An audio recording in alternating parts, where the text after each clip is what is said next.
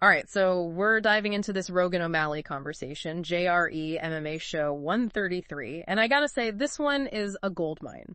O'Malley really opens up, right, the mental game, the training, even some wild ideas about the future of fighting. It's a masterclass in what it takes to make it in the UFC. Oh, absolutely. And the thing that struck me is his honesty, He's just laying it all out there. Yeah, and he doesn't shy away from the pre-fight nerves either. Like, remember those early fights? That guy was a ball of anxiety.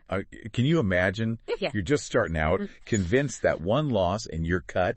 That's a lot of pressure. Huge pressure. And he talks about that, but then contrast that to the Peter Yan fight. Right. It's like night and day. Almost no pre-fight jitters.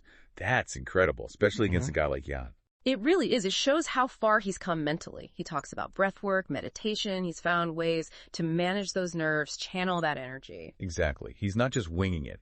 He's actively working on his mental game, and it shows. He even uses that phrase, state of flow, right? Yes. It's about quieting the mind, trusting your training. It reminds me of what we're seeing across all sports now. The mental game is just as crucial as the physical one. Totally. And that leads perfectly into their discussion about fear and confidence. O'Malley uses Cowboy Cerrone as an example, and it's fascinating. He talks about how Cerrone would be so calm backstage, even after hundreds of fights. It's easy to forget, right? Yeah. Even these guys, at the very top, they feel fear too. For sure. And O'Malley admits he used to let those negative thoughts spiral. But now, he recognizes them for what they are, just thoughts, not reality. That's huge. Right. And that shift, that awareness, that's what sets the greats apart. They acknowledge the fear, but don't let it control them.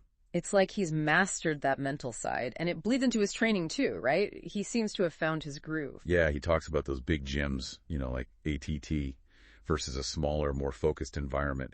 He definitely thrives on that personal touch. That coach-fighter relationship is huge, and he really emphasizes that bond with Brandon. Trust is so key. And it's about working smarter, not just harder.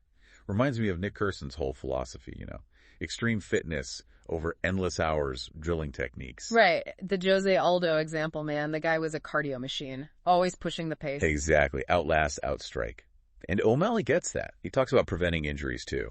Says he hasn't had any serious ones since he started working with Brandon. Smart. Can't emphasize that enough in MMA. But it's not just about the physical grind, is it? He gets pretty real about the money side, too. Yeah. He's honest about that hustle. Those early days, scraking by. The pressure to build a name. He's come a long way from worrying about getting cut. Now he's got the sponsors, the recognition.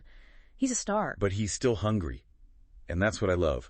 He's driven to prove himself, not just cash checks. That fire is essential, especially when you talk about fighter longevity, retirement. They brought up Frankie Edgar, and man, that was a tough one. Even with the supportive team, it's never easy to walk away. Father time, right. Tough reality in this sport. And O'Malley even admits he's thought about coaching one day. You can tell he's got that competitive spirit in his blood, though. Hard to see him stepping away completely. And just when you think this conversation can't get any wilder, O'Malley drops this bomb. He wants to change the whole game. No more cage.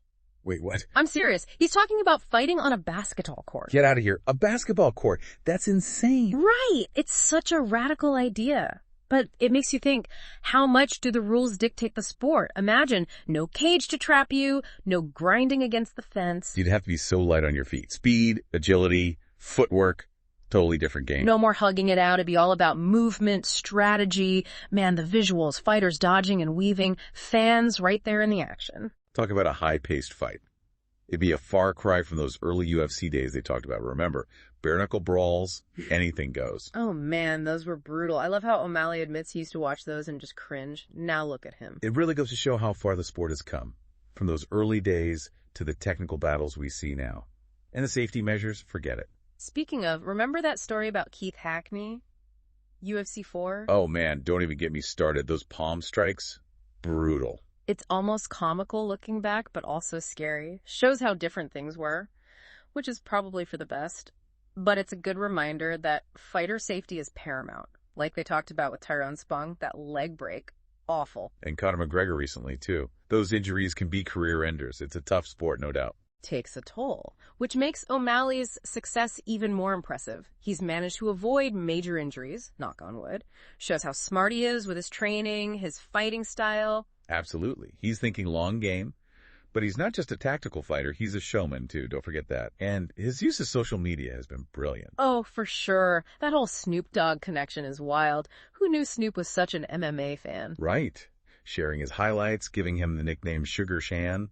Social media can make or break a fighter these days. No kidding. O'Malley's definitely got that star power, though. You see it even in those old interviews they played. He's come a long way, hasn't he? More polished, more self-aware now. Definitely. And remember when he said he'd be bigger than Conor McGregor?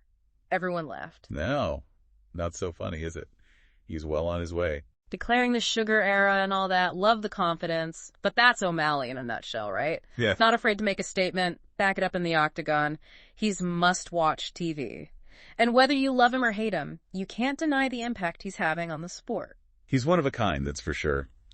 This whole conversation, honestly, eye-opening. The mental game, the training, the business side, even crazy ideas about basketball court brawls. Makes you think about where the sport goes from here. Exactly. And what a ride it's going to be.